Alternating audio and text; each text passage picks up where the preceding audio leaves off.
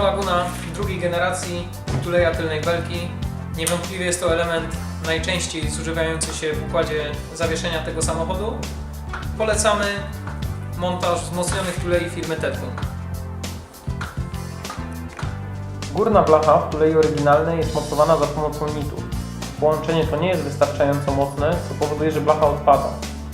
Wzmocniona tuleja firmy Tetgun posiada połączenie śrubowe, co trwale mocuje ten element. Element oryginalny najczęściej ulega zużyciu poprzez rozwulkanizowanie przy zewnętrznej tulei metalowej. Guma wraz z wewnętrzną tuleją pracuje razem z nadwoziem, natomiast zewnętrzna tuleja metalowa pozostaje w belce. Efektem tego jest głośna praca podczas pokonywania nierówności. Aby zminimalizować się zrywanie elementu, tuleja Tetgun posiada zwiększoną ilość mieszanki gumowej. W tulei oryginalnej jest jej widocznie mniej. Dzięki wzmocnionej konstrukcji tuleja Tetgun jest dużo bardziej wytrzymała na zrywanie elementu gumowego przy zewnętrznej tulei metalowej.